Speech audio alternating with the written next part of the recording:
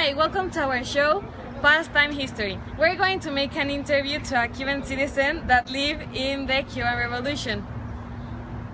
Her name is Olga. But first, we're going to make a brief explanation of what happened in the Cuban Revolution. Cuba was an advanced and prosperous country in the late 50s, in which managed to form a relatively large middle class and a local upper class who held the reins of more than 50% of the national economy, where the economy grew by leaps and bounds, and this growth resulted in economic improvement for a majority and large infrastructure works that still survive. In 1958, Cuba had a higher per capita income than Austria and Japan. Cuban workers had the 8th highest wages in the world. More Americans lived in Cuba than Cubans in the United States. Cuba was the third richest and most advanced country in the Western Hemisphere. After Fidel Castro took over, Cuba was the poorest country in Latin America right now.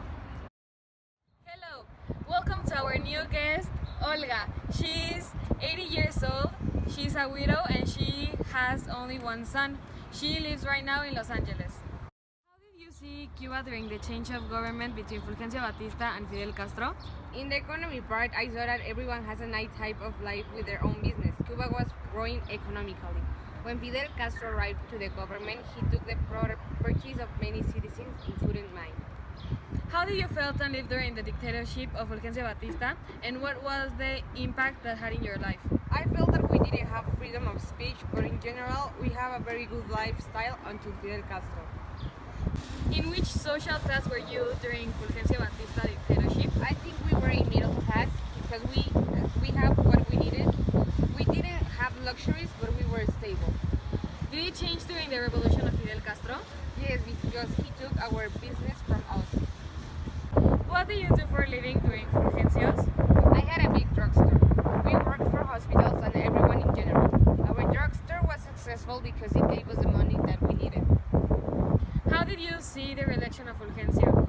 Did it seem fair to you? My family and I didn't approve it, and we think that it wasn't fair. But we thought that we had a stable situation. Did you do something to change your way of living after Fidel Castro took control of Cuba? If so, why did you did it?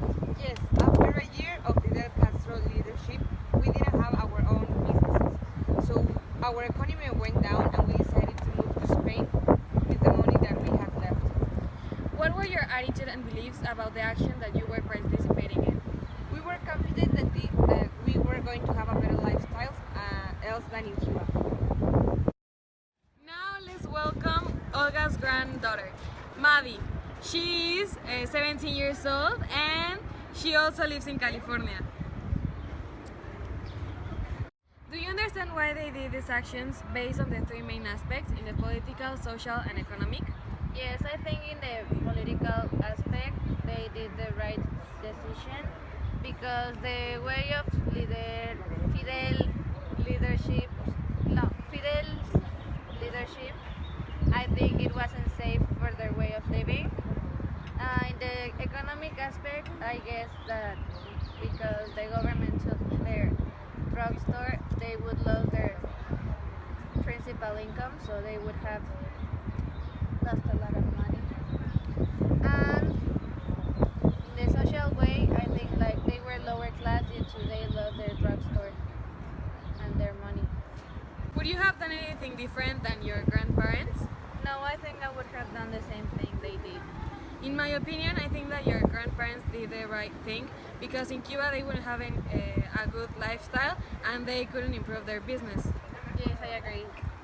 Well, what advice would you give to anyone in Cuba that has the same situation like your grandparents in that time? Or how could you prevent having another revolution?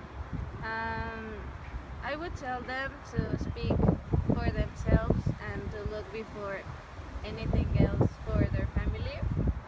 And they have to know what the candidates and the political issues the candidate is like going to Be in the president. Yes.